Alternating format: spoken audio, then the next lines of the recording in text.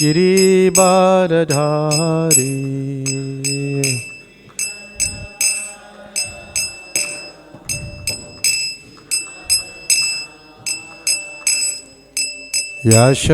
Yashodanandan Vraj जनरञ्जनाय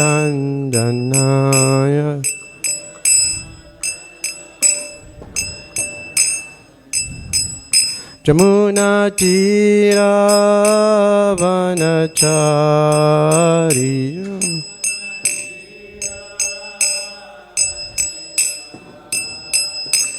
Jai Radha Madhav Kunj Bihari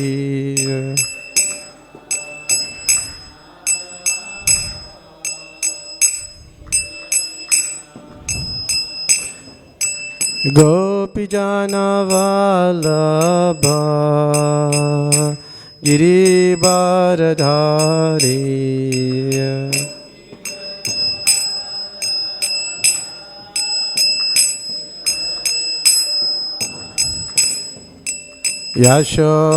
Yashodanandan Vraj जनरञ्जनाय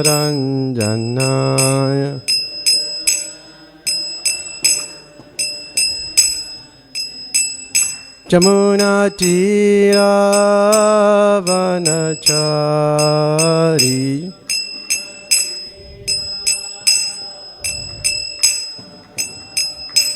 Jai Radha Madhav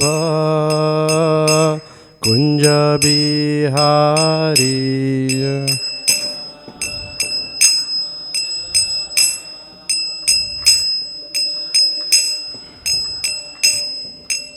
गोपीजन Vallabh गिरिवारधारी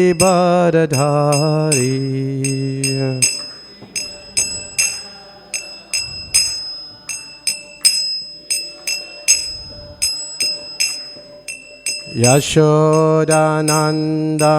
Vraj जनरञ्जनाय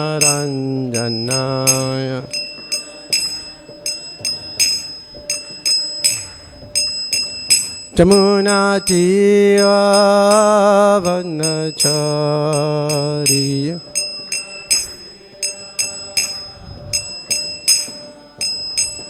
यमुनातीरावनचारी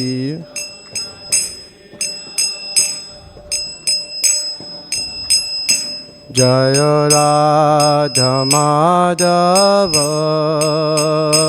Kunj Bihari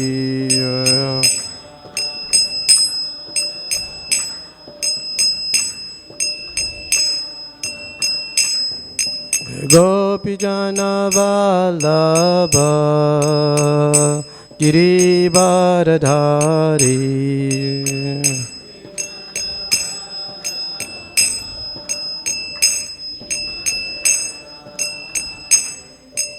Yashodanandan Vraj जनरञ्जनाय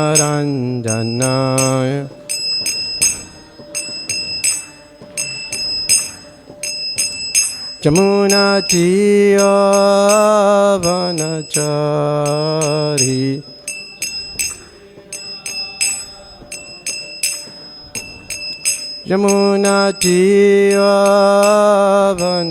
जमुनातीरावनचारी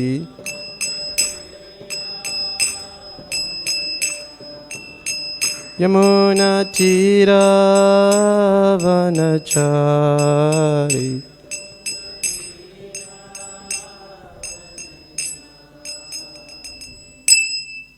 Jam Vishnupad Paramahamsa Pravijacharya Storu Shishmata Divine Grace A.C. Bhaktivedanta Swami Prabhupada Ki Jam Vishnupad Paramahamsa Pravijacharya Storu Shishmata Divine Grace Bhakti Siddhanta Saraswati Goswami Maharaj Prabhupada Ki Ananti Koti Vaishnav Vrinda Ki Nam Acharya Silaridas Thakur Ki Prem se kaho Sri Krishna Chaitanya Prabhu Nityananda Shri Advaita Gadadhara Sivasari Gaur Bhakta Vrinda Ki Sisi Radha Krishna Gova Gopinath Shyam Kun Radha Kun Giri Govardhan Ki Vrindavan Navadvip Dham Ki Gangamai Jamunamai ki, Bhakti Devi Tulasi Devi ki, Samaveta Bhakti Vrinda ki, Nitai Gaur Premanande.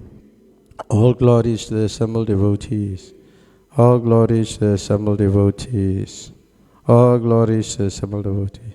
All glories to Shri Guru and Shri Gauranga. All glories to Srila Prabhupada. Srila Prabhupada ki jai. So, Hare Krishna. So thank you very much for coming this morning. We're going to be speaking from the Srimad Bhagavatam, Canto 4, Chapter 7, text number 42. Do we have that in the sheets?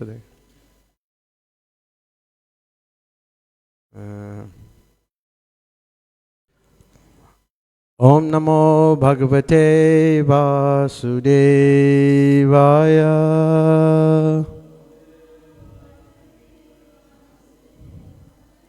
Om Namo Bhagavate Vasudevaya.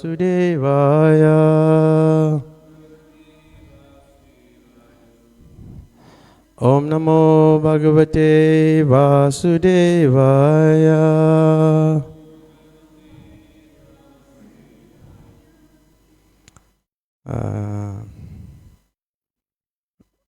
We'll do the synonyms first.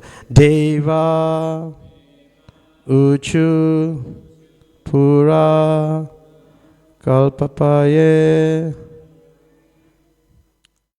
Swakritam Udarikritya Vikritam Tvam Eva Adya Tasmin Salile Uraga Indra Adisayane Puman Se Siddhaye Hirdi Vimrisita Adya Atmapadavi Saha Eva Adya Akshno Ya Pati Charasi Brityan Avasi Naha. Deva Uchu Pura Kalpapaya Swakritam Udarikritya Vikritam.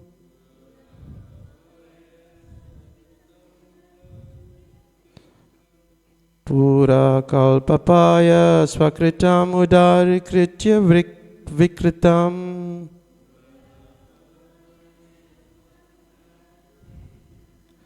Tvam eva jas tasmin salila uragendra disayani.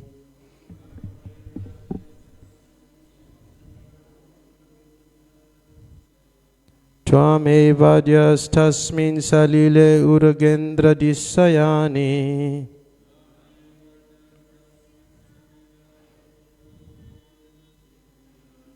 Pumanse sasidahir hidi vimrisita Jatma Padavi.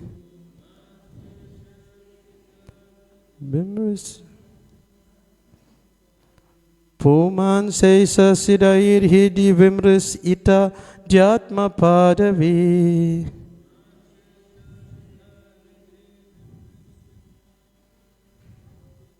Sa eva Jakshnorya Paticharasi Britya Navasinaha.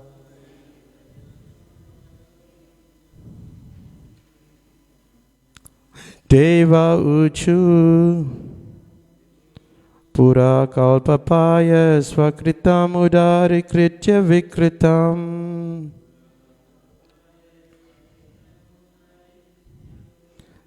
Tvameva Vyastasmin Salila Uragendra Disayani.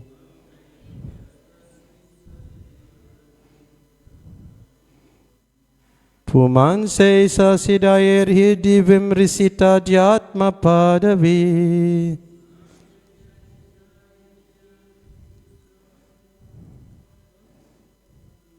Sa eva Jakshnorya Pachicharasi Britya Navasinaha.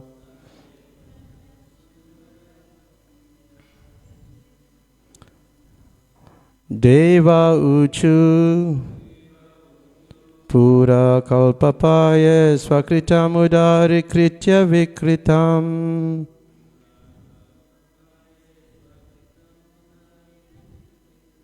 Tvameva Vyastasmin Salila Uragendra Diya Sayani.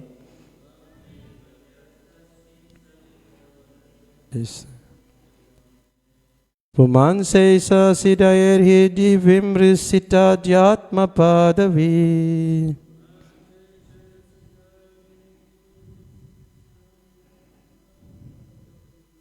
Sa eva Jakshnorya Paticharasi Britya Navasinaha.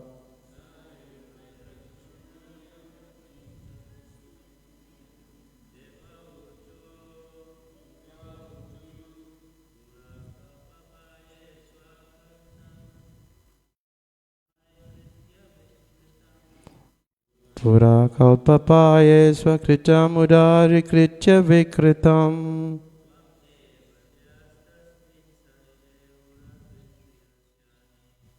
Tvameva Vyastasmin Salila Urgendra Dyasayani.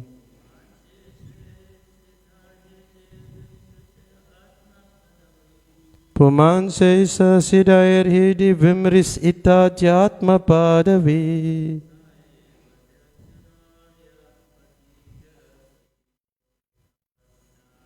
Sae Dakshnoryati Paticharasi Britya Navasinaha. Deva Uchu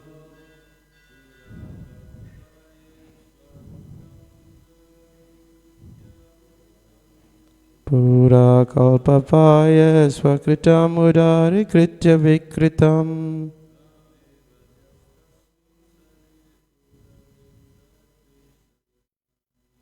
Tvameva Vyastasmin Salila Uragendra Disayani.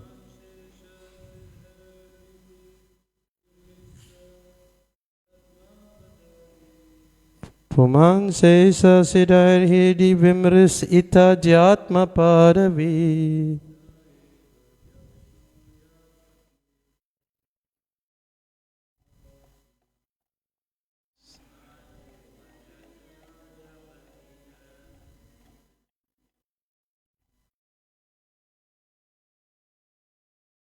Anybody else?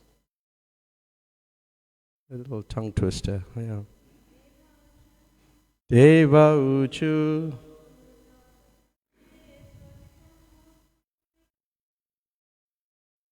Pura Kalpapaye Swakritam Udari Kritya Vikritam.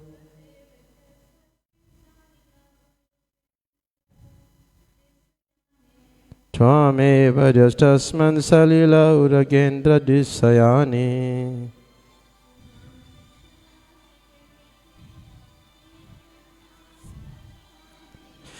Pumanse Sasidayir Hidi Vimrisita Dhyatma Padavi.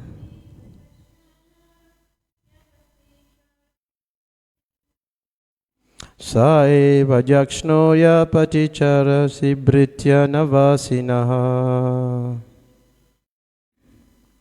So the word for word, said the synonym. Deva, the demigod. Uchu, said. Pura, formerly. Kalpapaya, at the devastation of the kalpa. Swakritam, self-produced. Udarikritya, having drawn within your abdomen. Vikritam, effect.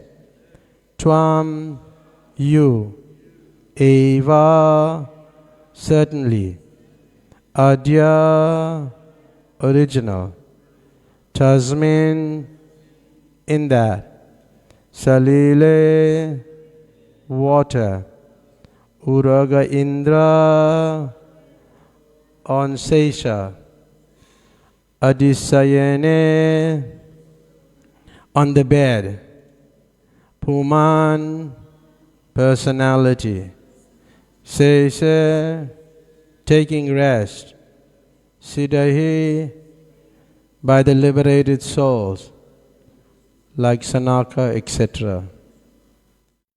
Hirdi, in the heart, vimrisita, meditated on, Ajya Atma Padavi, the path of philosophical speculation.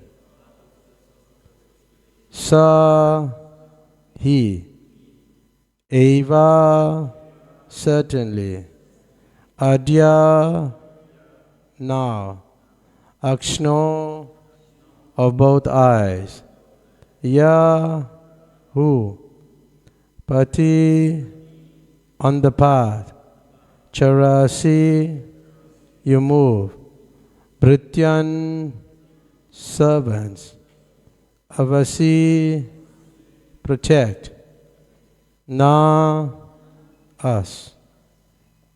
The translation of this verse: the demigod said, Dear Lord, formerly when there was devastation, you conserved all your different energies of the material manifestation. At that time, all the inhabitants of the higher planets, represented by such liberated souls as Sanaka, were meditating on you by philosophical speculation. You are therefore the original person, and you rest in the water of devastation on the bed of Shesha, snake. Now today you are visible to us, who are all your servants. Please give us protection. You know, the Sanskrit is, sometimes we may not know the meters so correctly, the way it should be pronounced. But the word for word does not necessarily, the way it's written in Sanskrit, like the word Brityan, it's, when you're pronouncing it's Britya Navasinaha. That's how it is in Sanskrit. It's not that, because that word is one, you pronounce it like that, but it's part of the other word. Okay? So remember that, yeah. So the purport, the devastation indicated in this verse is the partial devastation of the lower planets within the universe when Lord Brahma goes to sleep. The higher planetary systems, beginning with Maharloka, Janaloka and Tapaloka, are not inundated at the time of this devastation. The Lord is the creator as indicated in this verse because the energies of creation are manifested through his body, and after annihilation he conserves all that energy within his abdomen. Another significant point in this verse is that the demigod said, we are all your servants, Brityan. Give us your protection. The demigods depend on the protection of Vishnu. They are not independent. Bhagavad Gita therefore condemns the worship of demigods because there is no need of it, and clearly states that only those who have lost their sense go asking favors of the demigods. Generally, if anyone has material desires to be fulfilled, he can ask Vishnu instead of going to the demigods. Those who are worshipping demigods are not very intelligent. Besides that, the demigods say, we are your eternal servants. So those who are servants of devotees of the Lord are not very much concerned with fruitive activities, the performance of the prescribed yagyas of mental speculation. They simply serve the Supreme Personality of Godhead sincerely with love and faith, performing everything with that loving service. And the Lord gives such devotees direct protection. In Bhagavad Gita, Lord Krishna says, "Simply surrender unto me, and I will give you protection from all the reactions of sinful activities." This material world is so created, then one has to act sinfully, knowingly or unknowingly.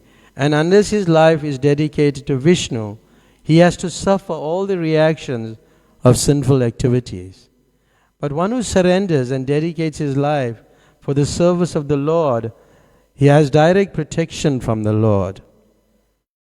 He has no fear of suffering from sinful activities, nor does he desire willingly or unwillingly to do anything which is sinful.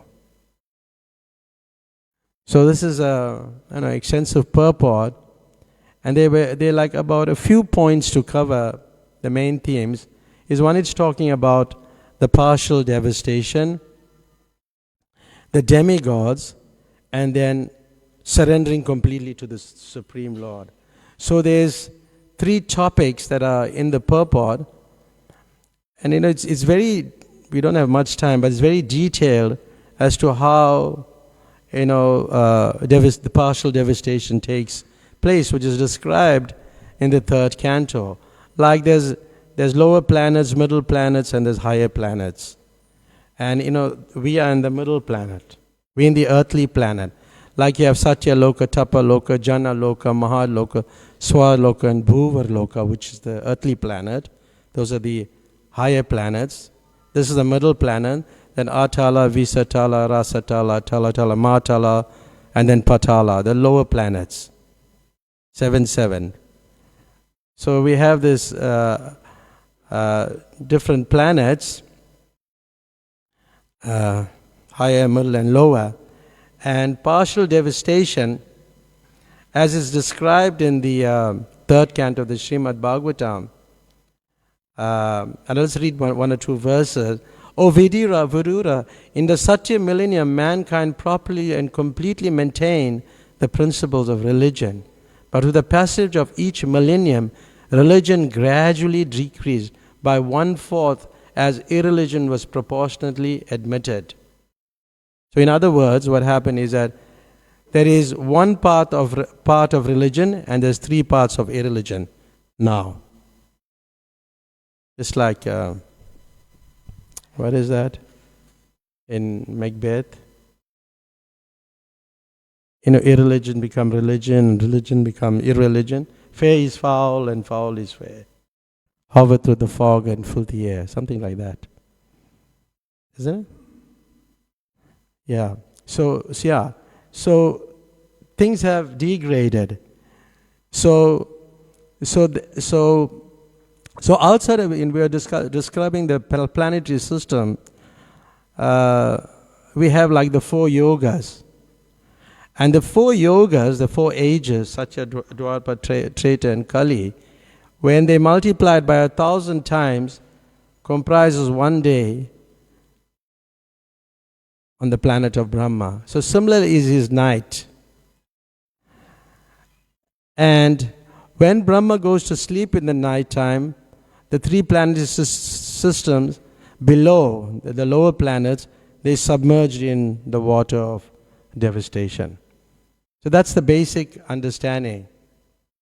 And then when Brahma's night is over, then then creation takes place again. And the way it's put here, the creation of the tree begins again in the daytime of Brahma. And they continue to exist through the lives of 14 consecutive Manus, or the father of mankind. It's very like, it's got there's a lot of figures around it. The duration of life of Manu is like 852,000 years. One Manu. So you can just well imagine, and that is according to our calculation, but for the demigods it's like 306,720,000 years, something like that. It's like a very long time. And then Shri Raghunath ki jai. So after the dissolution of each and every Manu, the next Manu comes into order. And along with the descendants who rule the different planets, then you get the sages, the demigods, and the Indra, and like that, all simultaneously appear with Manu. So this is very detailed information. I wouldn't want to get too much into it. But what happens is, when the devastation takes place, there's a fire emanating from the mouth of Shankarshan, and all the other great sages like Brigu and all, they transport themselves to the higher planets. And like to Mahaloka, Janaloka, because the heat is excruciating, they cannot tolerate the heat. And then what happens, all the seas overflow. And like it's like a hurricane, and the wind blows violently, like that. And it is said that, when I read this like about 30 years ago, maybe more, I remember noting this down, that the blazing fire from the mouth of Shankarshan rages for 100 years of the demigods.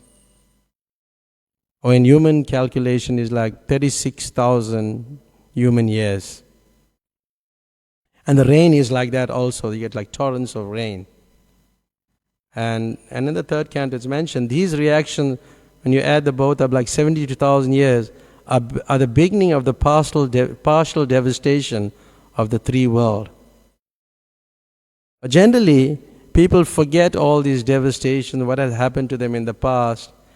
And Prabhupada writes in the purport, this is called Maya, that which is not. So we don't know, through how many disillusions we have gone through. We can't remember that. And that's the power of the material energy, Maya. So that's in essence the few lines that was covered in the purport we just wanted to touch on.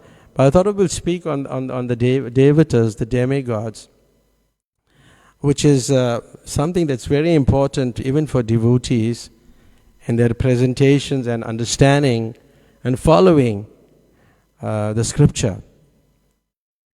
For example, like in the nectar of devotion, the worship of Ganapati is mentioned, or Ganesh. Now, I'll read as it is stated in the nectar of devotion. One should begin the worship of the demigod Ganapati, who drives away all impediments in the execution of devotional service.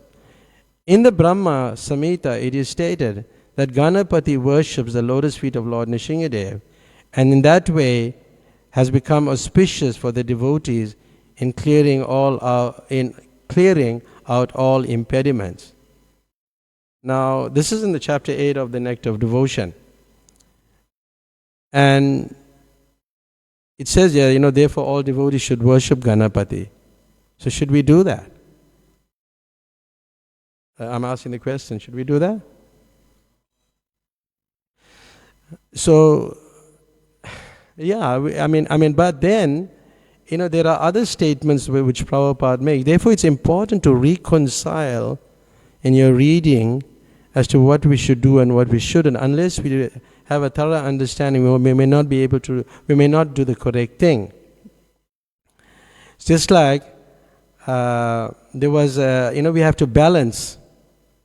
There's a letter there's two letters actually. In the one letter, where Prabhupada says, and I'll read it, so for worshipping Ganesh is concerned, that is not necessary. Not that it should be done on a regular basis. He says different thing. If you like, you can pray to Ganapati for removing all impediments on the path of Krishna consciousness. That you can do if you like. So if people read this, then they will think, well, maybe we can do it. Then he wrote, his final letter was in 1974. The earlier one was in 71. So in the last letter he said, I do not encourage you to worship this demigod Ganesh. It is not required. It is not necessary. Simply worship Krishna. Perform nice devotional service to Krishna. Then your lives will certainly become perfect. Of course, if one has got some sentiment for achieving the blessings of Ganesh, for accumulating large sums of money to serve Krishna, then he may perform this Ganesh worship privately, not making a public show. But there's a catch. But first of all, he must give me $100,000 per month.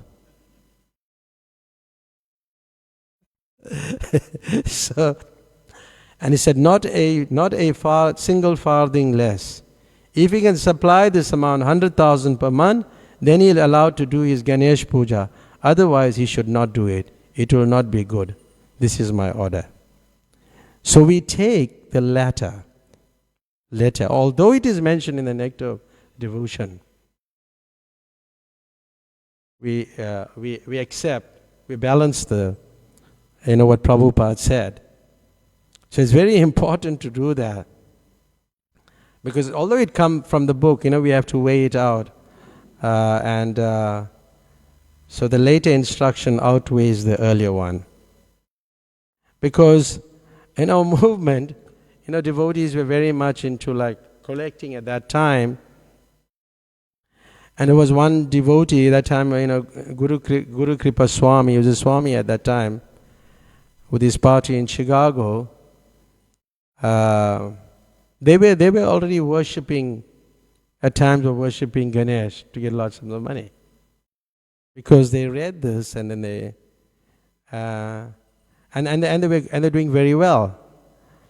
But then one devotee, I think I forget his name. So he also, he felt, well, they're collecting so much, so maybe, we should do the same. But then, what they did, they tried to, resolve it and correct it through the GBC. But somehow it was not resolved. Then they asked Prabhupada, and this is what Prabhupada said. Prabhupada wrote, Krishna says, just worship him.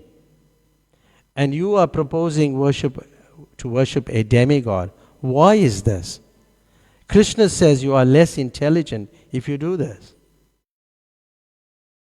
We wouldn't have taken that from anyone, but we were in ecstasy, this devotee is saying, when Prabhupada told us that. Prabhupada went on to say, but still, if you are attached to worshipping Ganesh for huge some amounts of Lakshmi, then he penciled, to serve Krishna, then you please send me $100,000 a month and not a single farthing less. So we can see that, devotees may, the worship of Ganesh, especially in Bombay, it's a big thing, even amongst Bollywood stars. They really worship Ganesh. You'll see them going and, putting them in the water after that. They have a whole ceremony. It's like a huge thing in Bombay. So we must take cognizance of that, because sometimes devotees do try to do these things and worship the devatas.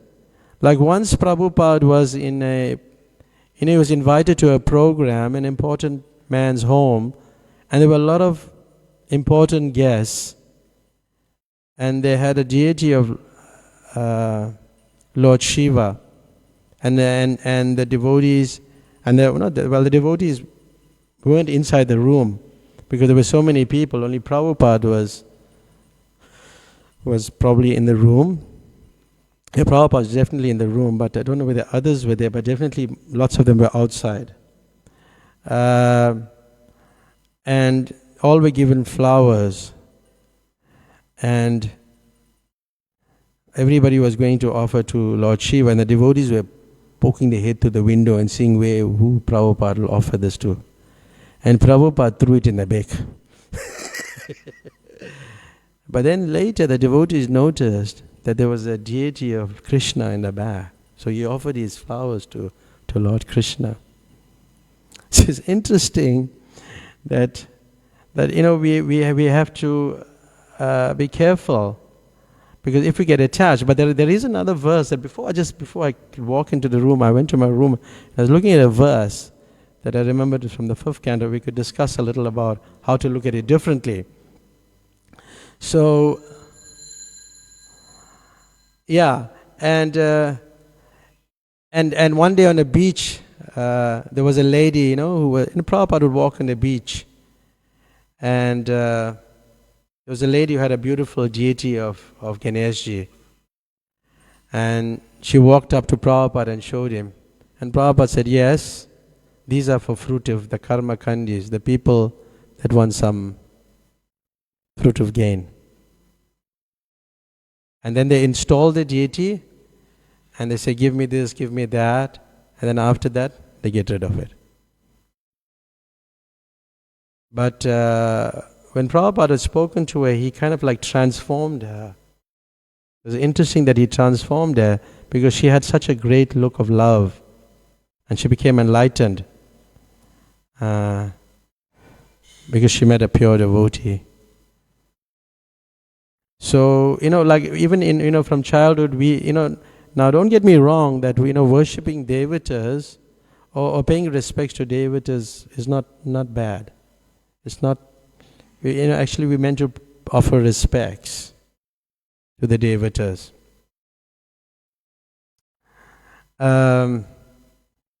Like often in our presentations, we sometimes present the philosophy in such a way, and it may not be correct, like we say, Kali worship is wrong.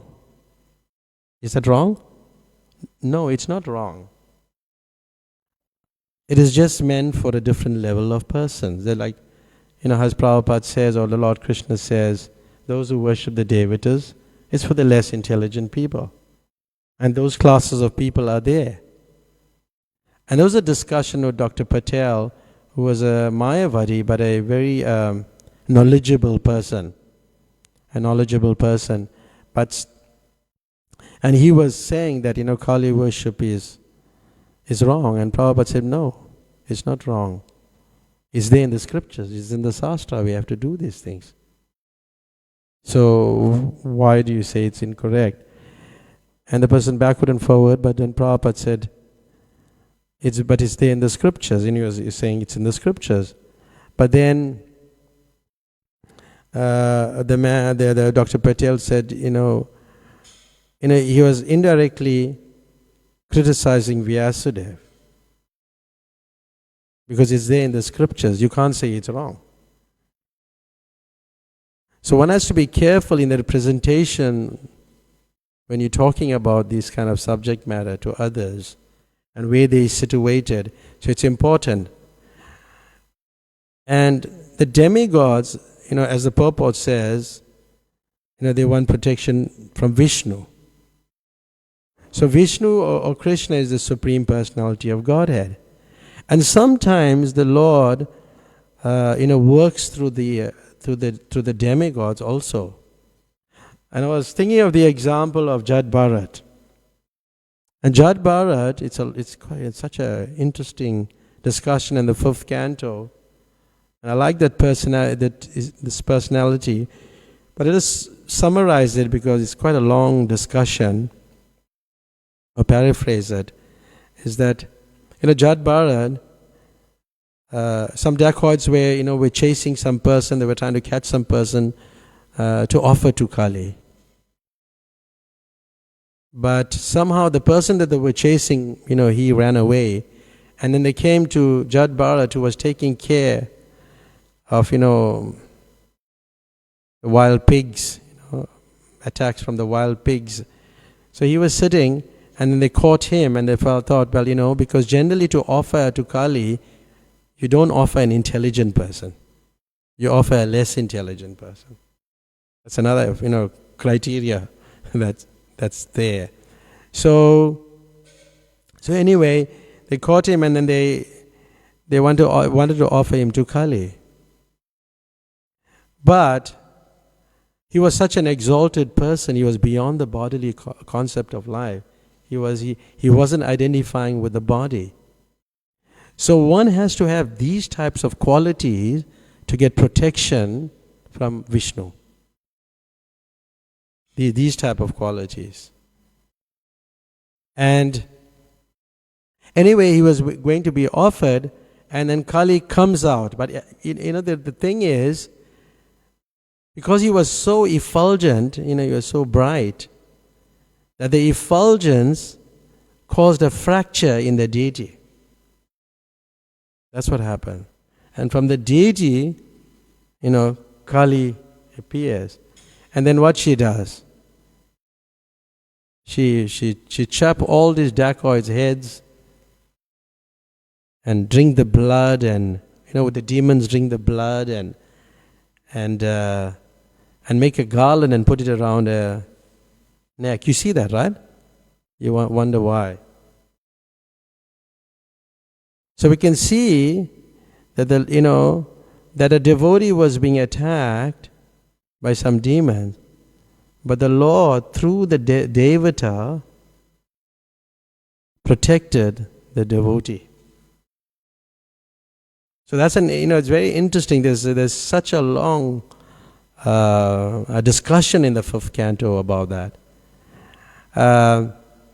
Generally in Calcutta, I don't know if you've been there. If you've been there during this Kali Puja goes on, my God, you've never seen something like this. It's like amazing. You'll see these huge pandals, and I've been moving around Calcutta and I was seeing all this pandals, and they have a lot of slaughterhouses. And Prabhupada, in one of his purports, he says, for instance, in Calcutta, recently slaughterhouse was being advertised as a temple of the goddess of Kali. How's that? Meat eaters foolishly purchase meat from such shops, thinking it different from ordinary meat and taking it to be prasad of the goddess Kali. Wow. Yeah. I remember in one of the shops, I think down in butcher shops down here in probably in Silver Glen, I read there, you're butcher for life till veg do us apart. You're butcher for life till veg do us apart. Only unless I meet the Hare Krishnas, so yeah. So in the Sastras, it's recommended, these are all recommended, but it's on a lower level. So a devotee does not do this. But you can see at the same time, the devotee can be protected from the Devata, the Lord, because the Lord is seated in everyone's heart as a super soul, even in the Devata, in the demigods. So in this instance, we see how Bhadrakali killed all these dacoits and protected Jad Bharat. So when you're talking about protection, we don't worry about protection from the devatas. It's like catching the tail of a dog that's swimming in an ocean. It's like actually something like that. So we don't do it. But at the same time, if somebody is worshipping the devatas, if he does not know that Krishna is the Supreme Lord, it's okay. Remember that. It's okay. So then, the other example I was looking at was in, it's described in the Vishnu Dharmottara, in that particular scripture, of a Brahman, Visvakshena. And Visvakshena was a Param Bhagavata, a pure devotee. And he was a great worshipper of Vishnu, or Krishna. And on his travels around as he was traveling the planet, he came to a place where Lord Shiva was worshipped. And it was worshipped by, the son of the chief was worshipping this deity, but he was very tired. He didn't want to worship, so he saw this Brahman. He said, maybe you should worship Lord Shiva. But the Brahman is a worshipper of Vishnu. Is a Vishnu Bhakta. Then he refused to do that. But when he refused to do that, this boy, the son of the chief, he pulled out his sword. So he got a little afraid. So, then we might think, like devotees of Lord Vishnu may be like scared people, isn't it? You have this idea that they may be like afraid. So then he thought very deeply, and he thought, well, and I'll just read it. He thought to himself that Shiva is Rudradev, the incarnation of ignorance, Tamagun. And Srila Prabhupada, in his purport in the 9th canto, the 9th chapter, text number 7, he says, the material world exists predominantly in the mode of ignorance. Therefore, Lord Shiva is compared here to the longitude and latitude of the entire universe, which resembles a cloth woven of threads extending for both its length and breadth. Rudra is the incarnation of Tamagun, and then it comes to Nishingadev. And Nishingadev is the killer of demons in whom Tamagun is predominating. So just like a devotee doesn't worship Ganesh, but worship Nishingadev to remove the obstacles. He doesn't worship Ganesh, he worships Nishingadev. And here again, Nishingadev, he removes all that Tamagun, those obstacles. So this Brahman, Vishvashvena, thought, I must worship Nishingadev in the Shiva Murti. So it was a lingam, the Brahman that was worshipped in that area. So I must worship Nishingadev in the Shiva Murti to kill this person's Tamagun, to kill his ignorance. So he uttered the mantra, Sri Nishimaya Namaha.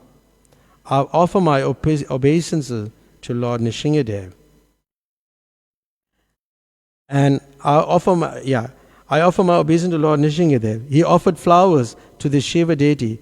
When the son of the village chief heard him chant the mantra, he got angry and took out his sword to cut off his head. So he understood that he's not worshipping Lord Shiva. Because then from that lingam, Lord Nishingadev appeared. And Lord Nishingadev appeared and killed this person who tried to kill the Brahman, Vishvakshena. So we can see from this example that even through the Devata, that the devotee can be protected. I'm giving these examples because you're very familiar with, there's quite a difference between the demigods and the and Vishnu.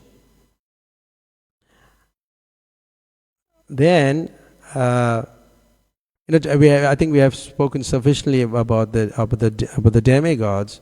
We'll just speak a little bit about surrender. Now, here in the purport, it's talking about the verse 1866. 1866. But in 1865, what's 1865 of Bhagavad Gita? Man manabhava mad bhakto madhyaje mam namaskuru. Mamevasam satyam te pratijano priyosame. Always think of me, worship me, offer your obeisance unto me. So like you do like this, always think of Krishna. So then if you're always thinking of Krishna and you surrender to him in this way, then he'll protect you from all those sinful reactions. And that's the next text where he talks about protection. There's so much to say on that topic about 1866. Just like when devotees take initiation, they surrender to the spiritual master. And it says, I'll deliver you from all sinful reaction, do not fear. But then after that we see also devotees are suffering. And you're getting a lot of reactions, right? So those reactions that the devotee get is not in the category of karma. Because karma means action and reaction. But that is like token that where Krishna uses that karma to purify the devotee. It's not in the category of action and reaction. He's getting a reaction for what he's doing. That's the difference. And it's an important verse, and it's been quoted in many of the scriptures, many parts of the Bhagavatam, and but we will just have 5 minutes left, and we will take some questions, 5 or 6 minutes. So surrender. So therefore one has to surrender to Krishna, always thinking of Him, worshipping Him, remembering Him. How do we do this? So Prabhupada has designed the program in such a way that we meet in the morning and we accomplish all this. So if you miss the morning, the morning program, then we missed it. To blaspheme the Vedic literature or literature in persons of the Vedic version means not coming to the Bhagavatam class. That's an offense. That's what it means. We don't really look at it like that, right? Isn't it? You may be busy or this and that, but if you're not busy, we should take that opportunity to hear the Bhagavatam. And don't worry about the speaker. It's like, you should worry about the subject matter. Like you're not worrying about this microphone, but the sound coming out of the microphone. Like that. Is it okay? So we'll stop here. We'll just take a few questions or comments. Thank you very much. Hare Krishna. Anybody like to comment or some questions? Yes, just. Hare Krishna. Thank you for the Bhagavatam class. Earlier on you mentioned the scriptures or the Vedas, the knowledge caters for different classes of people. Vedas, the knowledge in the mode of goodness, pure goodness, mode of passion, and then mode of ignorance. The lower modes of ignorance. So, like you said, karma kandi all falls in the lower modes of nature. And Krishna also in Bhagavad Gita, he speaks of the evolution of consciousness from very low consciousness to the highest consciousness, and that in the early stages of one's, as a human being, one is simply gratifying his senses, living like, he says, animal life, the very lower rungs of this ladder. We're climbing this yoga ladder. Yeah. Right? And he says, one is not acquainted with authority, does not follow any authority, simply enjoys his senses, and like animals, with no concern for answerable to any authority. But then he gravitates to the higher, gradually comes to the stage of accepting some authority, and he develops a kind of affinity for some demigod. Depends on his, or Ganesh, or Durga, Indra, like that, Surya. And he surrenders to that, so-called. But then one has to also elevate to higher. It's not that it just stops there. One has to climb that ladder. Yeah. Nishkam, karma, yoga, and then bhakti, the highest point. That's what Krishna is saying in Bhagavad Gita, that we have to come to that point, sarva dharma. He says, although I recommended all these things, but give it up now. Isn't when you in that consciousness and you surrender to me. So people have to take that into cognizance. But people generally have this fruitive mentality. Like you said, worship Ganesh because they want some material gain, isn't? But and then Prabhupada said, having some material gain means you're stuck in the material world. So the demigods can give you, they have a special prerogative of fulfilling your material desires, but they cannot give you liberation. Therefore, he's saying in Bhagavad Gita, less intelligent persons worship me. In that context. But in Kali Yuga, we read about Sumedasa, very intelligent persons will take to worship of Lord Chaitanya Mahaprabhu.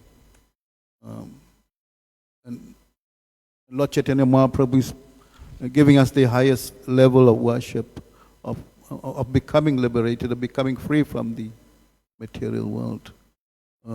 Alpha Medasai, Krishna used that word in less intelligent.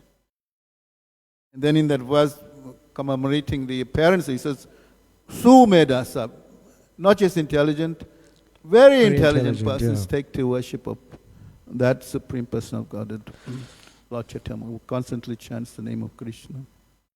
So we have to bring people to that level of worshipping, especially in this Kali Yuga. They have to come out of that consciousness of demigod worship and not just stay busy, stuck in that rung. It's like, then we have to educate them.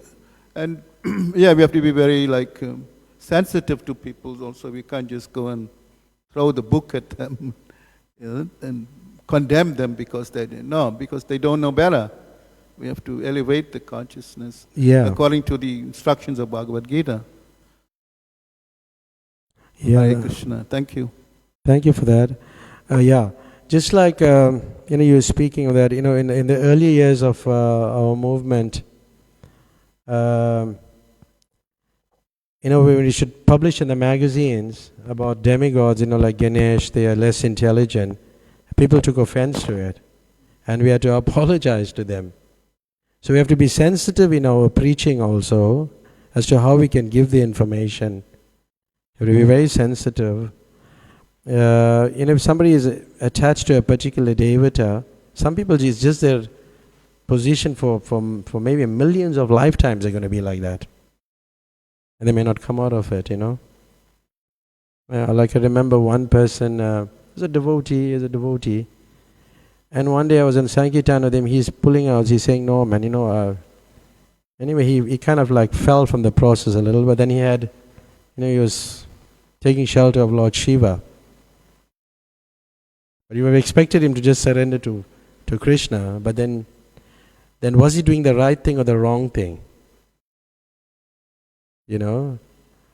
That's questionable, depending on the consciousness the person is to it, even as a devotee at that point. But even there in the fifth canto of the Srimad Bhagavatam, it talks about how Bharat Maharaj, which we didn't have time to get into, but I'll just touch on it, maybe 1 or 2 points. He speaks about this verse, after performing, I'll just read the whole verse. After performing preliminaries of various sacrifices, Maharaj Bharat offered the results in the name of religion to the Supreme Personality of Godhead, Vasudeva. In other words, he performed all the yajnas for the satisfaction of Lord Vasudeva or Krishna.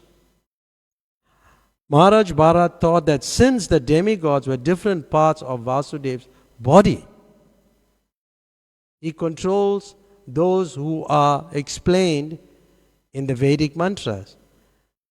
By thinking in this way, Maharaj Bharat was freed from all material contamination, such attachment, lust and greed.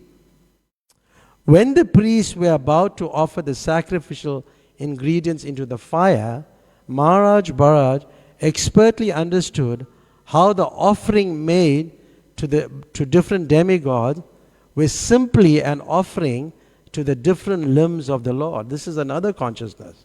Even though you talk about bhakti yoga, it's still talking about on a more broader level.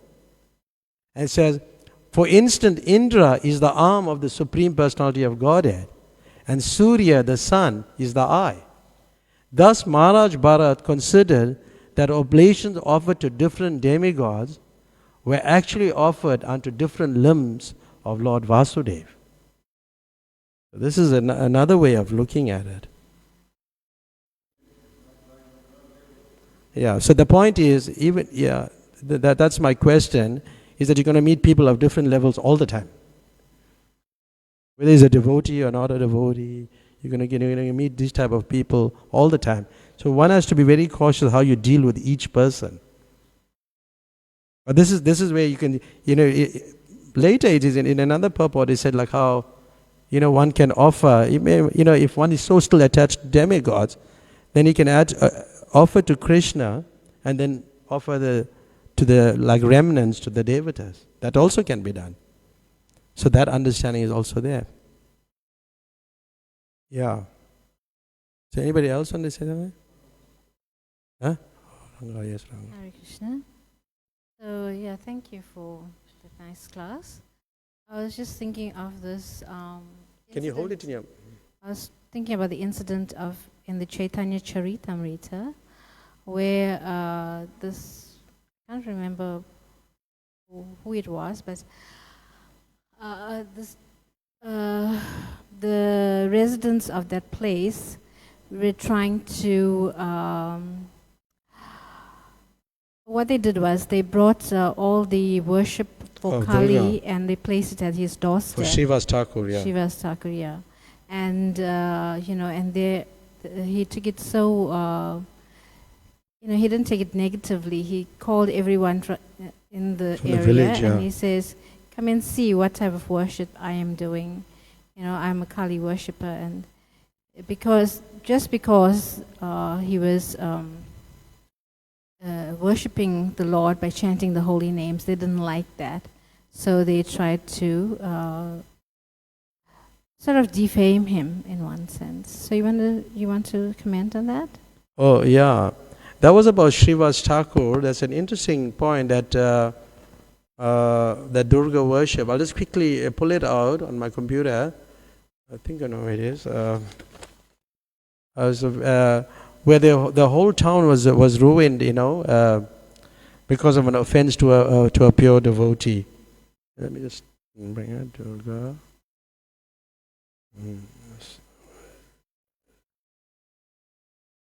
Yeah. This was Gopal Chapala. This devotee was Gopal Chapala. So one night while Kirtan was going outside Shiva's Thakur's house, a Brahman named Gopal Chapala, the chief of the non-believers, who was a talkative and very rough in speech, placed all the paraphernalia for worshipping the goddess Durga outside Shiva's Thakur's door.